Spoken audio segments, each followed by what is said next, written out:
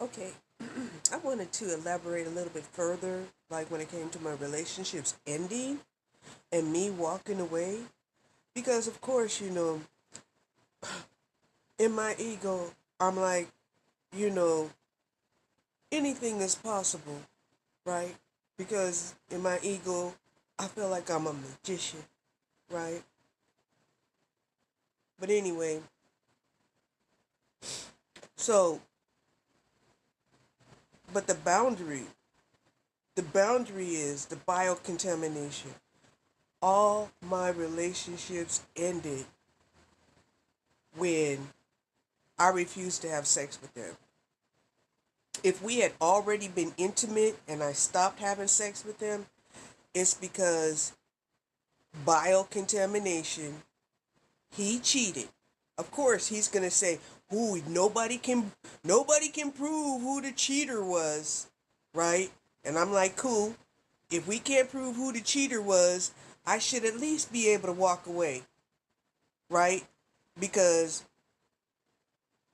when you try to stay in a relationship with somebody and not have sex with them, let me rephrase that. When you try to stay in a relationship with a man and not have sex with them, they are going to have sex anyway, right? They cheated because they claimed they wasn't getting what they wanted, or they had got an opportunity to get something else.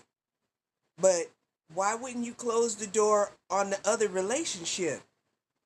Right? Why you sitting up here, causing forcing cross biocontamination, right? Not to mention, the mental trauma, the emotional drama, you know, that's man doing this shit. Okay? Out of control, being led by his lower extremities, and don't care about the effects of what he's doing. You know, and sometimes when you're listening to these men, right?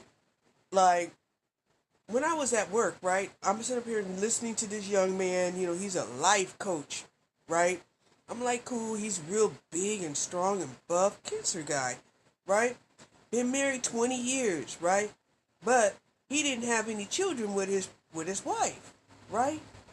But then he says he has a child who's 10. And I'm like, wait a minute. You've been married 20 years, but you got a child that's 10 years old, right? My mind had to do a